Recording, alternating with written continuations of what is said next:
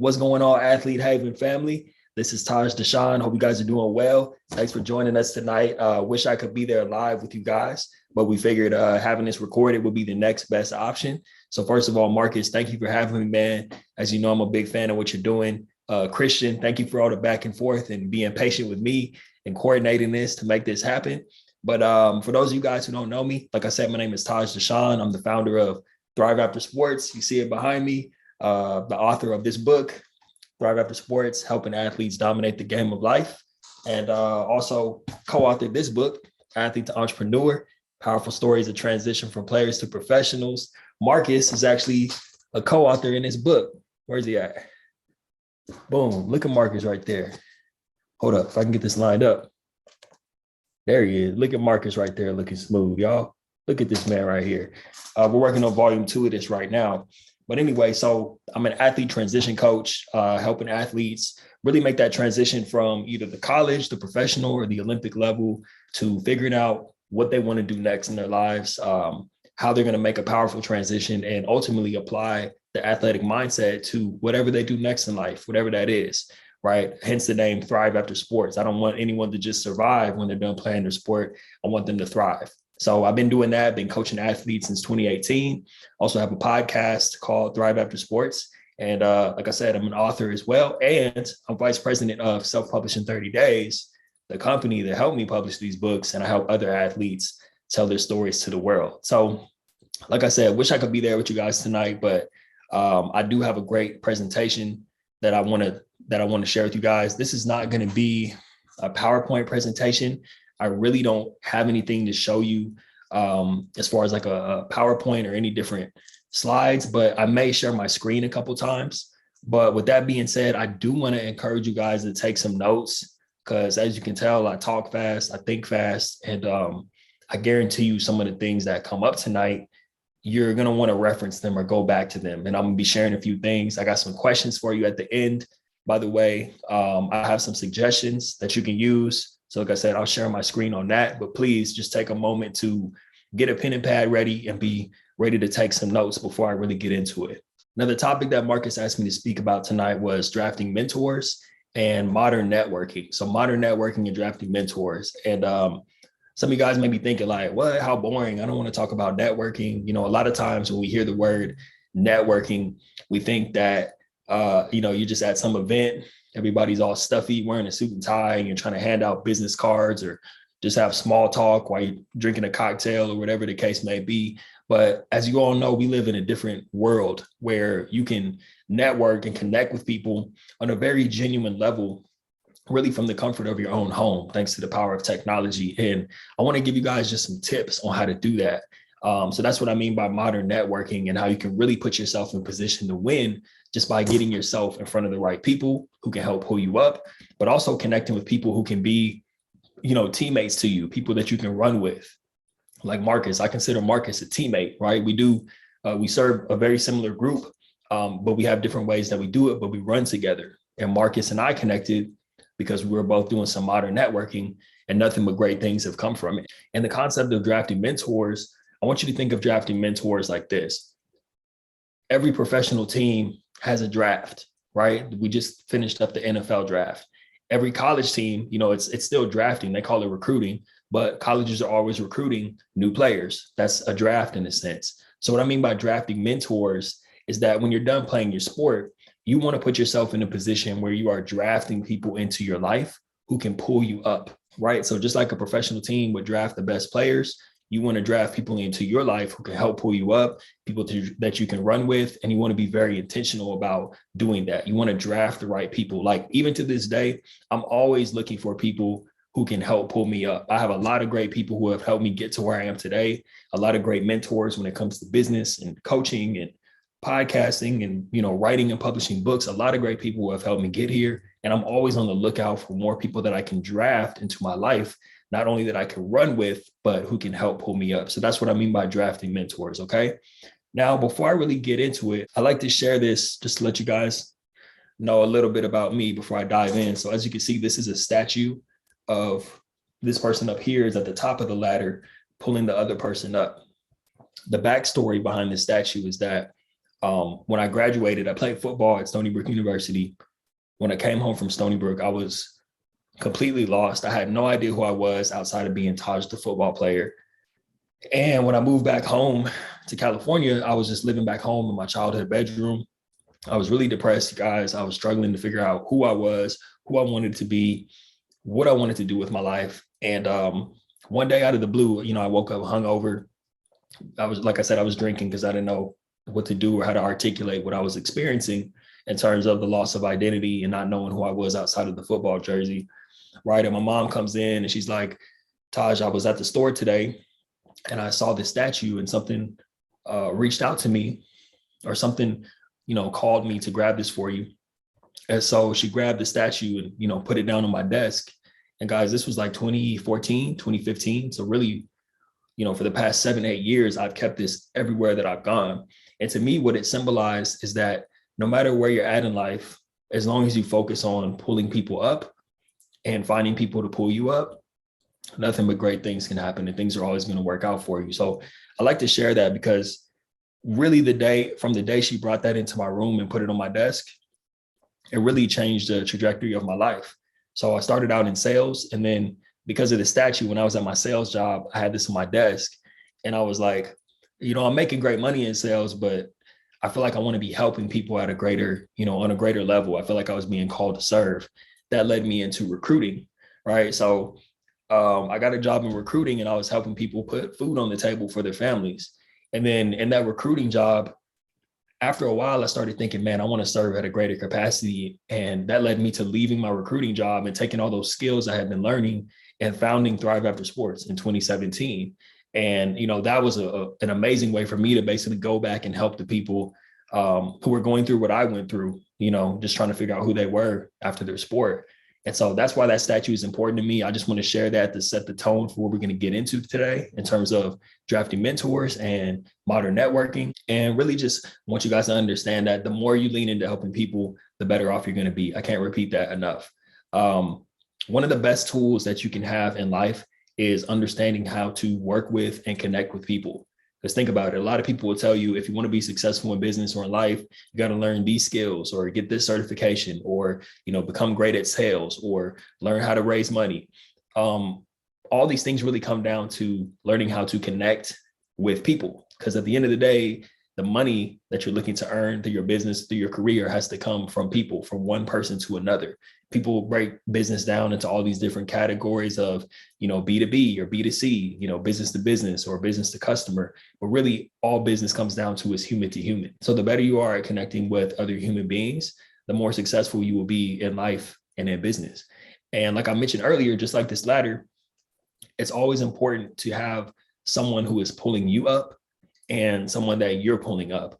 That's just the natural cycle of life. As you reach new heights and reach new levels in life, you will be able to pull up the people behind you. Like I said, with ThriveAfterSports, I'm pulling up the athletes who came behind me. So I'm always pulling those people up, the athletes, just like yourself, who one day will be done with your sport and need help. I'm that person who's pulling people up, and I have people who are way ahead of me in life and in business who pull me up to this day. Now, real quick, I want to take a pause just to do a quick exercise. Okay. I want you guys to think about something, or think about someone. Think about someone in your life who's helped you in a significant way. Just think about that person right now. Maybe even write their name down. Just write that person's name. Who is someone in your life? Think back over all the years, someone who has helped you in a significant way. Think about that person right now and write it down. It could be a coach. It could be a parent, an older sibling, a teacher, or a mentor. Someone who clothed you, someone who fed you, someone who taught you something, someone you'll never forget, someone who literally you would not be the same person if you had not come across that person and that person didn't help you. All right, so hopefully by now you got that person's name down, or at least you have them in mind if you didn't write it down. Now, where would you be without that person?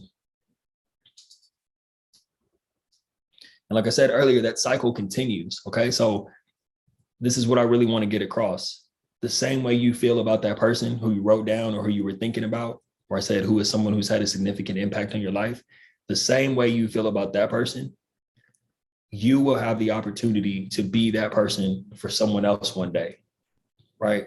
So now I want to get into kind of how this cycle continues. So right now you may be at the point where you have other people pulling you up, but you don't necessarily have someone that you're pulling up, unless it's like a younger sibling, or maybe, people may look up to you because you play a sport at a certain level.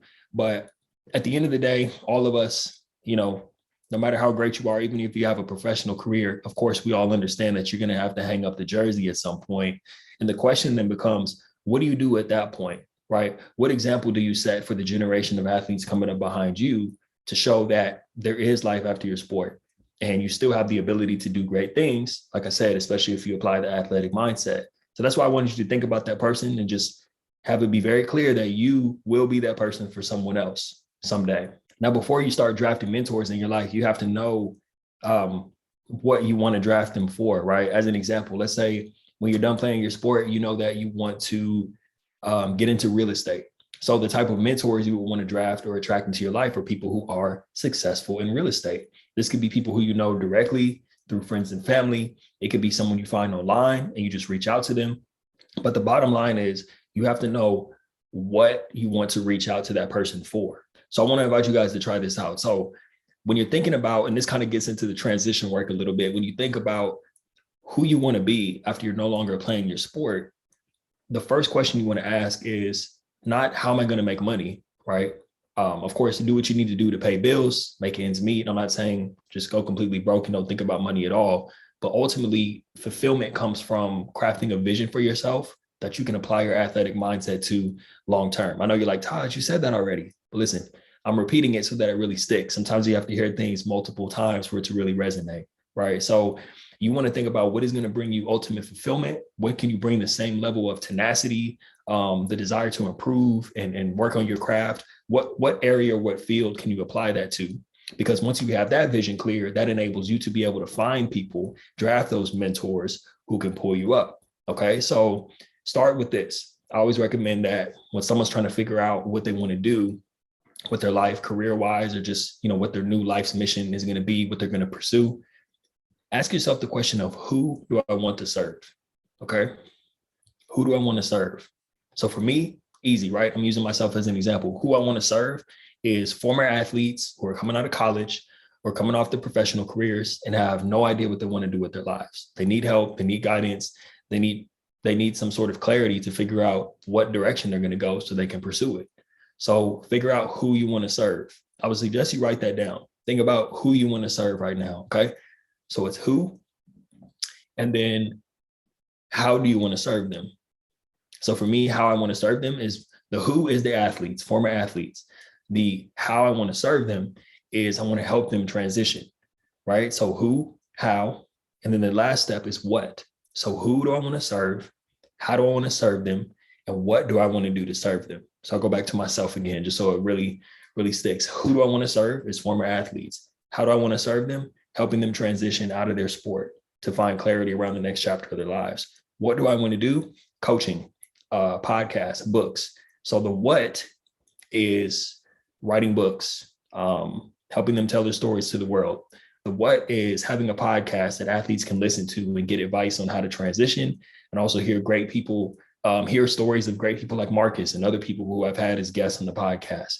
The what is also coaching. It's very specific. I do 8 weeks, one-on-one coaching for 8 weeks. It's 100% free for athletes. I have sponsorships and nonprofits that I'm partnered with. So that's a very specific vision, right? So who, how, and what. Write that down. That'll help you find clarity around the direction you're actually going and what you want your new mission to be so that you can draft mentors to help you get there. Okay, so who, what, how. Matter of fact, I'm going to use Marcus as an example. This is perfect. I wish I was there with you guys in person so I could kind of see what some of you guys are thinking about the direction you want to go. But for now, I'll use Marcus. So Marcus is who is current and former athletes at the collegiate, high school, professional level. Marcus, just like me, his who is athletes. How Marcus wants to help educate through, he wants to educate. He wants to provide mental health resources, I mean, financial literacy, you name it, NIL, Marcus does it all in terms of the how he wants to serve current and former athletes. The what is why we're all here today. Marcus has created a community. Marcus has created workshops, different people to come in and speak about different topics. What else? I mean, Marcus wears a lot of different hats, right? So Marcus is who, what, and how is very clear, specific, and precise. And what that does is it allows Marcus to be able to have clarity around who he's reaching out to. So Marcus connects with different, accelerators for businesses or nonprofits. Marcus connects with people who are willing to partner with him and provide sponsorships for the type of work he's doing. Marcus partners with people like me because he knows that I can speak on various topics that serve athletes. So because Marcus is who, his how, and his what is very clear, it gives him 100% clarity around drafting people into his life, drafting people who can be mentors to him, drafting people who can run with him and support his mission. I want to give you guys another example of what can happen when you are very intentional about drafting mentors. So I'm going to share my screen real quick. All right, so hopefully you guys can see my screen. I wanted to share this with you guys to show you an example of how I actually drafted a mentor into my life and what that has turned into. So this is Jonathan Orr. I'll take you guys back to 2018. I was about a year into my coaching and I started to realize, man, I need some help. I can't do this all on my own. I need to find other people who are helping athletes transition. So I just did a simple Google search on athlete transition. Jonathan Orr came up. I looked him up on LinkedIn. As you can see, look at his tagline, helping athletes prepare for life after sports through services that facilitate their holistic growth and development. I'm like, oh, this is great. Athlete transition services. Let me see what this is about. This looks like a cool company. I see he's going into workshop. He's going in and speaking at schools. Now, me personally, although I do go in to speak now, my main goal, the thing I love most is coaching. But nonetheless, I saw, this guy's been to Clemson. He's serious. Former NFL guy, played at Wisconsin. This is great. So what I did was, let me show you guys. I'll go into the messages. Let me make this bigger. So check this out. What does it say? September 19th, 2018. So at that point, I was about a year or so into my coaching. Look at my message. Jonathan, I just wanted to reach out and connect to say thank you. I'm truly inspired by the work you're doing. After struggling through my own transition for 5 years, I recently started my mission to help as many other athletes as possible through their transitions. Thank you for leading the way. He responded, Taj, thanks so much for reaching out, bro, and for sharing. I'd love to connect and learn more. Do you have some of it? He asked me, because my next message was going to be whether or not he responded. I was going to ask him to connect with him. Now, he asked me to connect. Now, normally I'll show you guys something later about how to better reach out. I probably could have done a better job on this reach out, but it was early before I had my process perfected. But you fast forward 5 years later, and not only has Jonathan been a great mentor to me, but Jonathan has invited me on to his company, Athlete Transition Services, to be able to build out a coaching. In addition to his workshops, I'm building out coaching services that we're going to partner with universities and be able to bring coaching directly to their athletic departments and outsource it. So I'm overseeing that. But that doesn't happen without me being on his radar, reaching out to him, and basically drafting him as a mentor. All right. I want to stop sharing my screen so I can actually show you guys a way. Once you have your vision clear, once you know who you want to connect with, I got some great tips about how to reach out to people. So let's see. All right. So hopefully you guys can see this. Let me make it full screen.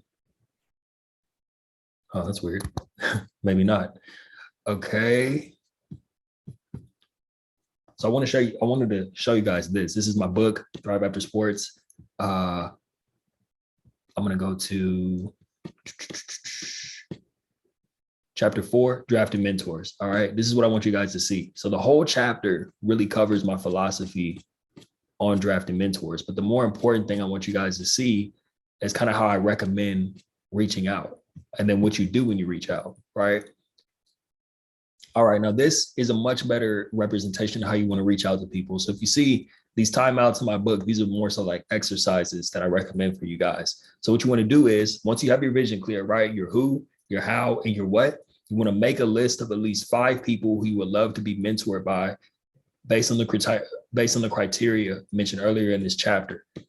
So here's a great template for you guys to use where you're reaching out. So you say, hi, I'm going to use Jonathan's name. So you say, hi, Jonathan, I see you share a mutual connection with so-and-so. The reason you want to do that is Whether or not you have a mutual connection, it's always good if you do have a mutual connection with them on LinkedIn or any other social media platforms. It's good to just have that commonality of like, hey, we both know the same person, right? And then what you want to say is, I'm a recent graduate from so-and-so university where I was a student athlete for the team. So you're letting them know, because 9 times out of 10, I always recommend you reach out to someone who's a former athlete, because you being a former athlete yourself, really trying to figure out the next steps of what you want to do with your life. We've all been there. And automatically just letting them know, like, not only we have a mutual connection, but tell them where you played, tell them what sport you played. So you have that commonality too of being athletes. That'll give you a much better chance to, even if someone isn't an athlete, they'll just think it's cool that you played, whatever sport you played at whatever university. And then you want to say, I aspire to be a public speaker just like you someday. So take a screenshot of this. You can insert whatever field you want to get into, right? It could be, I aspire to be a real estate agent, or I aspire to be an entrepreneur. I aspire to be an author. I aspire to be a life coach. I aspire to be, insert whatever title you want to put back there, because you're showing them that you want to follow in their footsteps, right? Which makes them more likely to want to respond to you, makes them more likely to want to help you out. Would it be possible to set aside 15 minutes for us to schedule a call? The reason I like to go with 15 minutes is because it's short, it's sweet, it's straight to the point. You're not trying to eat up someone's whole day. You just let them know, I like to connect. People can set aside 15 minutes, right? I'd love to hear your story and ask a few quick questions. Hope to hear back from you soon. Thank you. The reason you want to put, I'd like to hear your story, is because people love talking about themselves, right? Especially when you have said previously, I aspire to be so-and-so just like you someday. So, hey, I played this sport at this university. I love what you're doing. I aspire to be, just like you, what you're doing. Would you be able to set aside 15 minutes? What you don't want to say, guys, is, can I pick your brain? You definitely don't want to say, can I pick your brain? I just kind of feel like when you say pick your brain, that's one-sided, right? Like, no one, think about it. Would you want someone to, hey, I want to pick your brain? I don't know about you guys, but I don't want my brain picked. You know what I mean? Like, if someone wants to ask me questions, they want to hear my story, sure, more than happy to set aside 15 minutes to do that. But I don't want you to pick my brain, because what am I getting out of that, right? I have a lot of these people, they have busy schedules. I have a busy schedule. I have a lot going on. Just ask Marcus. Marcus has a lot going on. Marcus doesn't want someone to pick his brain, right? But if someone asks for his advice or his input, or someone asks Marcus, if they could hear his story about what he's up to, that's totally different than saying, I want to pick your brain. So just a word to the wise, try to avoid that phrase. But yeah, that's a template you can use, something I recommend. And then as you see in the book, I'm going into like creating lists. You want to get into the habit, because I got lucky with Jonathan. Jonathan was one of the first people I reached out to. It just so happened that he responded to me. But, chances are you're reaching out to people who have busy schedules, busy lives. So not everyone you reach out to will get back to you, which is perfectly fine, which is why in the book, I'm recommending you get into the habit of reaching out to a lot of people, like just having a list of people. What I would do is just get like 5 to 10 people, as you can see, 5 people. Hey, I think this person would be a great mentor. I like what this person is up to. And you just kind of start stacking up a list of people who you're going after, who could be great mentors to you. And each and every single day, you're reaching out to those people. Because think about it. Let's say you reach out to 50 people. If you reach out to 50 people and only one person responds, and that person ends up helping you take your life and your business or whatever you're doing, if they help you take everything you're doing to the next level, then the other 49 people who didn't respond, it doesn't matter, because the one person who did is the person who helped you level up, and it's a mentor you drafted that helped you out. So, it's a numbers game, and just keep in mind that, you have nothing to lose when it's all said and done. The worst that can happen is someone says no or doesn't respond. The best thing that can happen is you meet someone who changes the entire trajectory of your life and of your career. So just keep that in mind. Now, what do you do when you connect with the person, right? When you get them on the phone, you want to be prepared, because the last thing you want to do is someone takes 15 minutes or however long to spend some time on the phone with you, and then you're just sitting there breathing on the other line, right? Like, you want to make sure you're prepared. So I got some great questions. These are just suggested questions, right? You want to come up with your own. And obviously it's depending on where you're looking to go, depending on your industry, depending on, what that person does for a living. But these are things I recommend, right? So when you connect with a new mentor, You want to ask them, when did you first know you wanted to do what you're doing now? How did you get started? How did you earn your reputation? Who were some of your mentors? How do you handle disappointment? What did you do when you failed? How did you overcome rejection or fear of failure? How long did it take you to reach your goal? I would tweak that actually now and say, how long did it take you to get where you're at now? So if someone tells you, if you want to be let's say you want to be like a keynote speaker, and someone tells you, hey, it took me 10 years to become a keynote speaker, you know what to expect. They might say it took me 10 years to become a keynote speaker. I started out speaking for free. I started out speaking at, local chamber of commerce meetings. Then I spoke at high schools, then colleges. Then I spoke in front of some professional teams or corporate corporate environments. But now 10 years later, I'm getting paid, 10,000, 15,000, 20,000, or however more to speak at conferences. So that's a good question. You want to ask them, how long did it take you to get there? So you know what to expect, and they can give you some advice, kind of talk about some of the pitfalls that they face along the way, all that type of stuff. All right. Now, what big dreams, goals, visions, however you want to phrase it, I'll just say visions. What big visions do you currently have for your future? That's a great question to ask someone, because it allows them, not only have they told you where they've been at that point and you know where they're at and where they've been, but also you're able to kind of see what their vision is for the future, which ultimately helps you, right? It's a great question to ask because it'll allow them to open up, and it helps you figure out what you want to do with your future, right? It can help you be like, man, that's cool. I hadn't even thought of that. I like where this person's at right now, but man, where they're going is even more impressive. So those are just some recommended questions. I want to encourage you to just take a screenshot of these. Definitely take a screenshot of this. I'm gonna scroll back up to this. Make sure you take a screenshot of that for sure, because that can be a great template where you're reaching out to people. All right, let me stop sharing. So just a quick recap. All right. Before you draft mentors, before you draft people into your life who can pull you up, before you draft people into your life who you can run with, just remember, you want to start with, who do I want to serve? Okay. Who do I want to serve when I'm no longer playing my sport? I mean, you can do it right now, to be honest with you, but obviously you'll have a lot more time on your hands when you're done competing, and you'll have plenty of time to think about who you want to serve and who you want to become in this life when you're no longer competing in your sport. Okay. So who do I want to serve? How do I want to serve them? And then what do I want to do? And remember, what you want to do has to be dependent on how you want to live. Okay. So just think about that. When you reach out to people, make sure you're creating a genuine human connection. You're not just like, hey, I want to pick your brain. Like, hey, so-and-so, I love what you're doing. Just remember, follow the template. But I can do it off the top of my head. Like, hey, Marcus, I see what you're doing with Athlete Haven. I love what you're creating to help and serve athletes. I'm a former athlete at Stony Brook University. I'd love to connect with you, even if you just have 15, 20 minutes for us to have a quick conversation so I can hear your story and ask you a few quick questions, like just something very simple like that, just to let them know you're not trying to pick their brain. You're not trying to waste their time. You don't want anything from them, but to learn from them. And trust me, like I told you, especially athletes love helping other athletes. We've all been at the point where we're done playing our sport and we're trying to figure out what's next. And I can't tell you how many people would be more than willing to lend you a helping hand. Oh, one last thing I want to share with you guys, just to kind of make yourself stand apart. In case you didn't notice by now, I'm really big on LinkedIn. I just feel like it's because you can see what someone does, what school they went to. It's just so much easier to find commonalities. But I want to show you just a way you can use that template, but this will be a great way for you to kind of set yourself apart. So this guy, I want to show you just a quick example. I found out about this guy because he was, for those of you guys who don't know, there's Mike Tyson has a podcast called Hot Boxing. I think it's Hot Boxing with Mike Tyson. And I watched one of the older episodes. It was Mike Tyson, Snoop Dogg, and this guy, Evan Britton. This guy's a former, as you can see, he played at U of A. And I think he played in the NFL for a little bit.